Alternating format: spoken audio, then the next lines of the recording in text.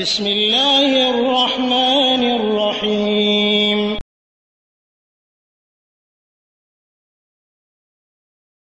আসসালামু আলাইকুম ওয়া রাহমাতুল্লাহি ওয়া বারাকাতুহু। জি, আমাদের এক ভাই বাংলাদেশ থেকে প্রশ্ন করেছেন যে ইমামের নামাজ পড়া অবস্থায় উযু নষ্ট হয়ে গেছে, ইমামতি করতেছেন, এই মুহূর্তে উযু শেষ, উযু ভেঙে গেছে।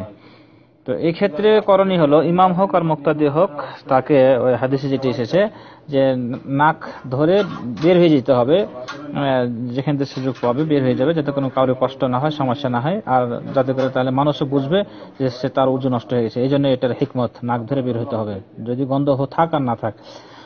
আর ইমামের যদি এরকম অবস্থা হয়, তাহলে তার পিছনে যে আছে সেই ইমামতি করবে। এখন আপনি যেটা বলছেন যে পরে যে এসেছে ও রাকাত পায়নি, ইমামতি করবে, এমনি তো ইমামতি করার অধিকারই রাখে না, ইমামতি করবে তারপরে পিছনে যে আছে, আগে থেকে যে আছে সেই ইমামতি করবে। সেই ইমামতি করবে, কিন্তু সে কেন করবে? পিছনে কাতারে আছে অথবা দূরে আছে, সে তো করতে পারে না। নিয়ম হলো যে ইমামের পিছনে, এই জন্য সবসময় যে মোটামুটি জানে, ইমামের পর স্থান যার, কোরআন কিরাত জানে, নিয়ম কানুন জানে, সে ইমামের পিছনে দাঁড়াবে, এটাই নিয়ম, এবং সেই ইমামতি করবে, পিছনে যে থাকবে।